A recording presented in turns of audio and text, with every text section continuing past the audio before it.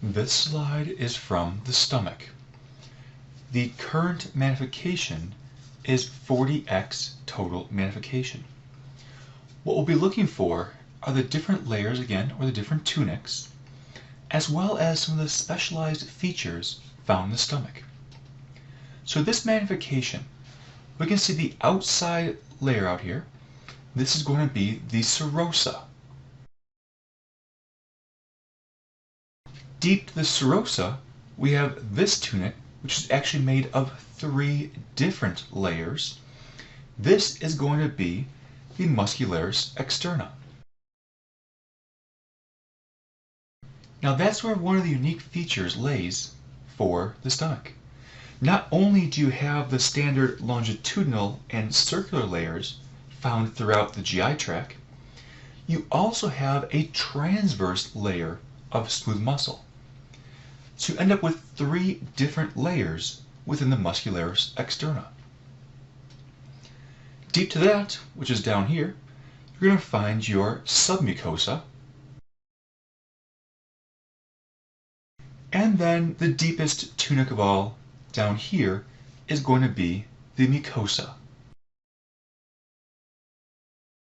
And of course, the inside again, where the food sits and it's churned up, is the lumen. So if we zoom in a little bit, I want to show you a little more detail about the mucosal tunic. One thing you can kind of see here on this mucosal tunic are these deep indents running down. Here's one, there's another one running down, there's another one.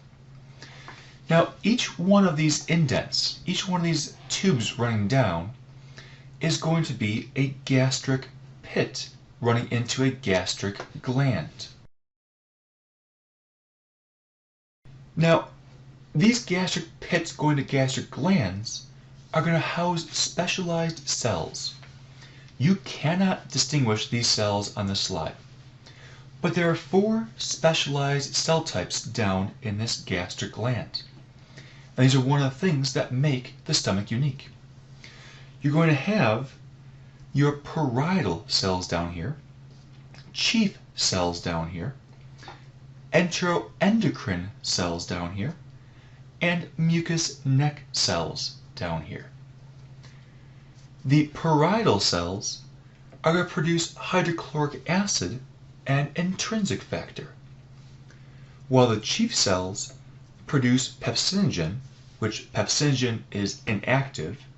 It needs to be activated by the hydrochloric acid.